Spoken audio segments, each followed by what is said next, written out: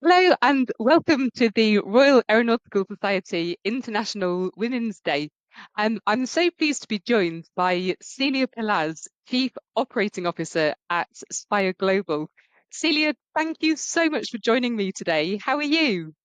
Thank you for having me, Joe. I'm very good. I hope yourself too. Yes, yeah, really good, thank you. The theme for today's International Women's Day is Accelerate Action, and I'm really excited to learn your perspective on this topic.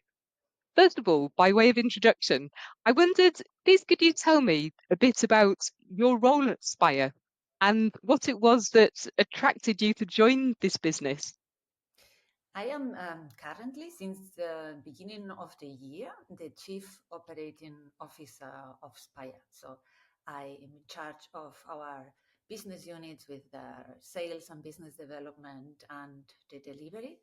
And what attracted me to Spire? I have to say, I was working in a different industry before. I spent 25 years, that makes me old, working for different companies in the German defense industry, starting with Airbus and EADS, and then moving later to what became Hensoldt, part of the Airbus group that was carved out. And I thought, it was always been important to me to have a job that aligns with my values and that makes me feel that I can contribute to making the world better and safer. That is what I felt that I was doing for the defense industry. And I thought, looking at Spire, that is what I would keep doing if I would contribute to this very special company. And also the the history that Spire has had, being a successful company that started only like 12, 13 years ago. I thought I could work with tremendous, amazing people, entrepreneurs that have been able to achieve something like that. And yeah, I fell in love very quickly after meeting Spire's CEO, Teresa. Brilliant. Yes, absolutely. I can really see the chemistry match, and I know it went both ways. It sounds so exciting, and of course, I already know you have an incredible track record behind you. I wondered, what was it originally that attracted you to study engineering and to pursue a career in the aerospace and defense sector originally? It is funny. I don't know if was something that attracted me or some things just happened a little bit by chance. I studied Mm. engineering because when I was little, I was always saying as eventually in my life, I would like to have a house by the beach with a dog. So it meant I needed to earn money. And at the time when I was studying, there was the economic crisis in Spain. So in the 90s, end of the 90s, and then there was my dad always saying, okay, then you need to study engineering because if you are an engineer, then you will get a job and then you can buy your house and your dog. And he always pushed me to do something that would allow me to have the sort of life that I wanted to have. So that is the reason why I went for engineering. Aerospace and defense, again, by chance, because after studying industrial engineering, specializing in economy and organization, I wanted to do my final year course, and I ended up at Astrium, which in the south of Germany, which built satellites. And in this area, there is also was Dornier that became EDS, so defense industry. And after seeing what this industry was doing and the important job that our military forces at the time, even in peacetime, but in crisis regions and so on, were doing, I thought that this would be a good area to work for, to contribute to something in the world. Yeah, most definitely is, and that was excellent advice from your dad. Um, I've always found that people who study engineering in the beginning seem to gain a real skill set that they can then reapply to different roles and responsibilities. Um, and perhaps you found that too as you've built your career.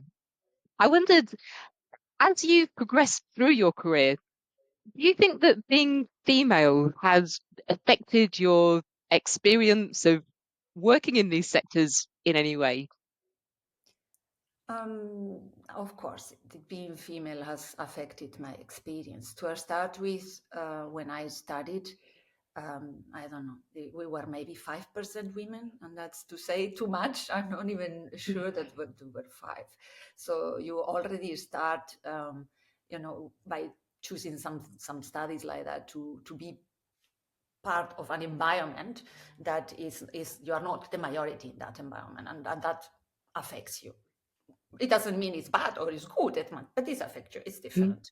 And when moving mm, then into industry and going into industry that has been male dominated for so many years, for its whole history, then you do feel that there are, at the time, I mean, it was 25 years ago, there were men that would see a young female and first don't associate with that somebody that could have knowledge or could be interested in engineering. And you have experiences sometimes in which you come to a meeting and people ask you for coffee, or because they cannot just picture in their heads that somebody looking like that would have a certain role. That has changed a lot, but it did happen. And every time I talk to women my age and even younger women, it keeps happening.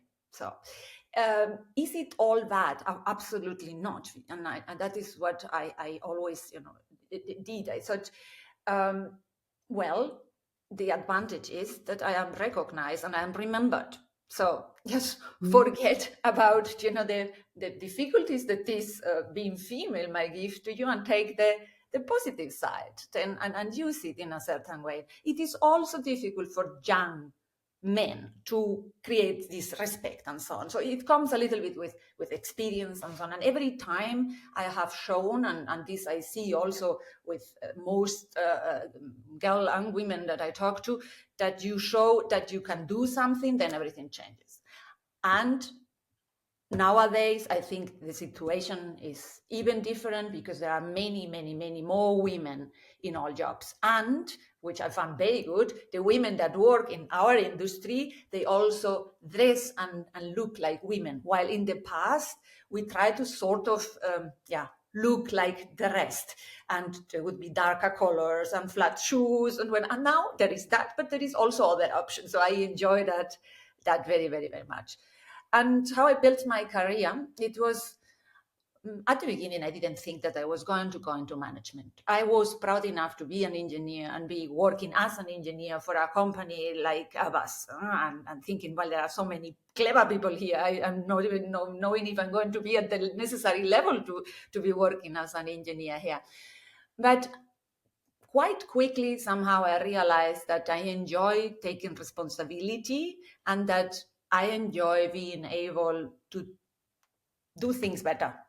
If I see something can be done better, I would like to do so. And then you start to realize that in order to change things, the more things or the bigger things you want to change, you need more responsibility. So that made me always look for the next job, for the next way of how can I improve things, or how can I contribute more to the sort of business or the sort of environment I wanted to create. And that was also a very important point for me, because I was seeing a leadership around me that I didn't believe in. I've always believed that to be a good leader, you need to really lead from the heart, and that we are all as valuable independently of which level on the organization we are.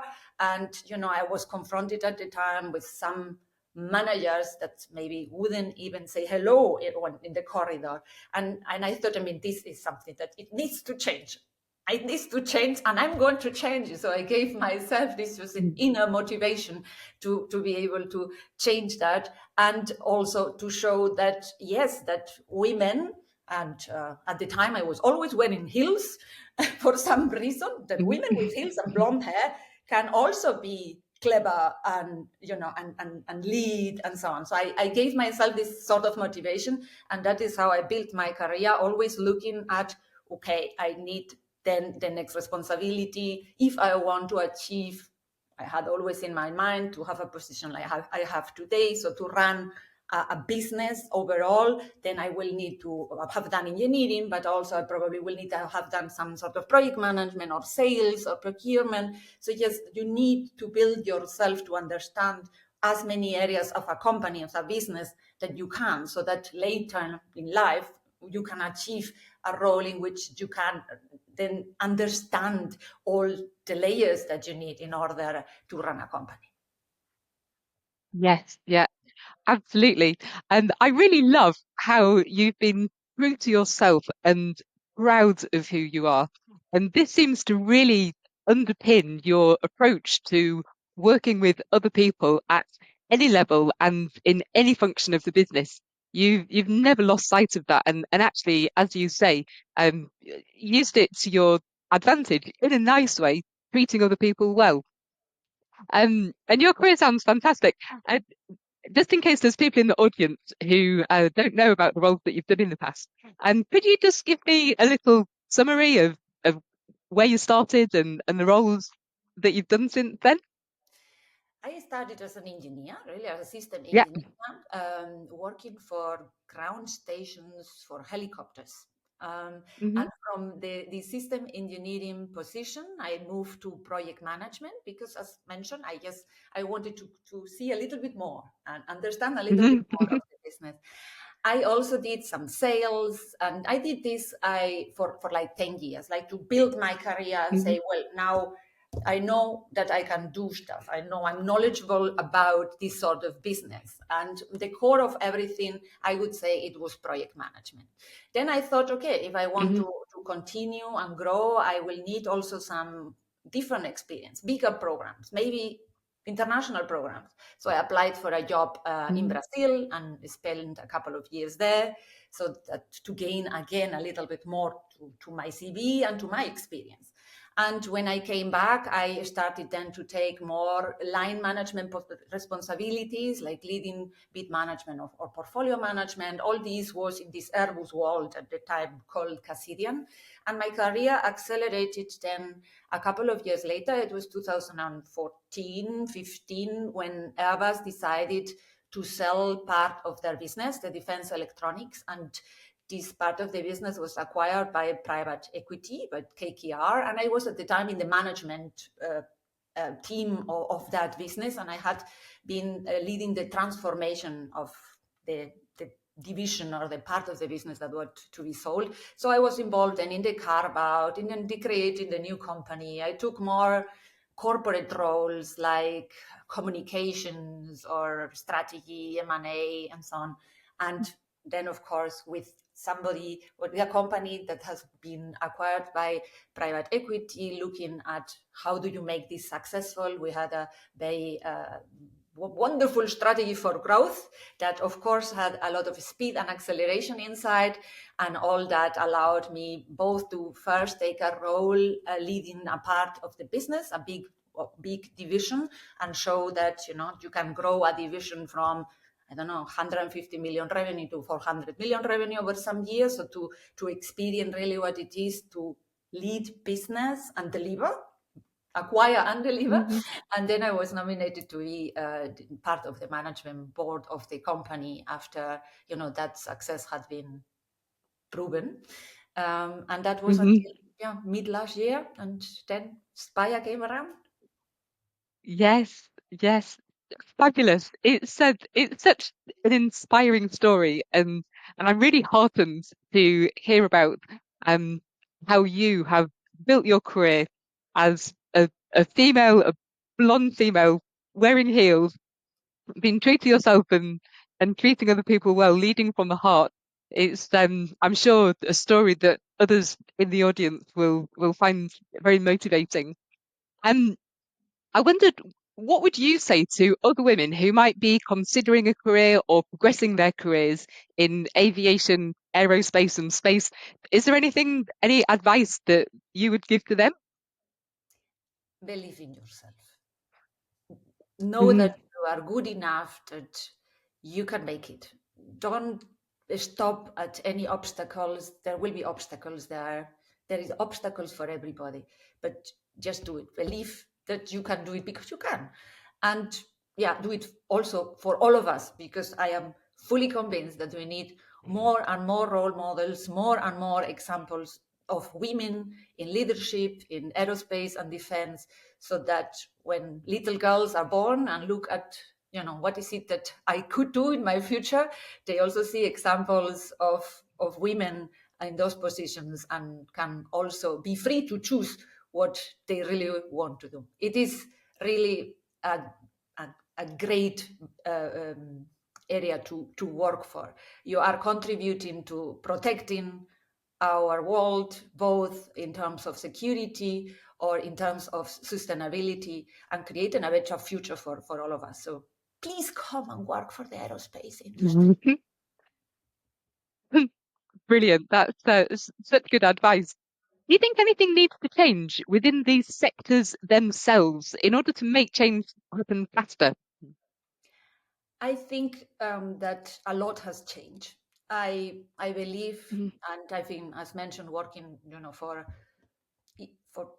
many years in the industry, and I've seen how much in total the industry has worked at trying to find ways of attracting more females into the industry, of doing trainings for bias, so that people are aware of the biases that we all have, for trying to, when we write job requisitions, to make them gender neutral, and so a lot has been done. For me, the key for what needs to change is what I said before. We need more role models. We need more women or diverse people who make it to a certain role, so that you have more and more people seeing, hey, this is possible, I'm going to do it as well. I think that will really change it. So for all of us that are in this industry, keep going.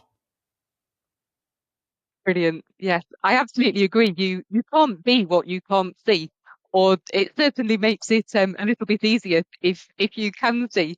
So thank you so much, Celia, for joining me today and for being visible yourself, being yourself. I am deeply inspired, and I'm sure the whole audience will be too. So thank you again. And I really can't wait to hear more about your onward progress at Spire. Thank you so much. It's been a pleasure. It's always a pleasure to work and talk to you. Thank you very much. Thank you.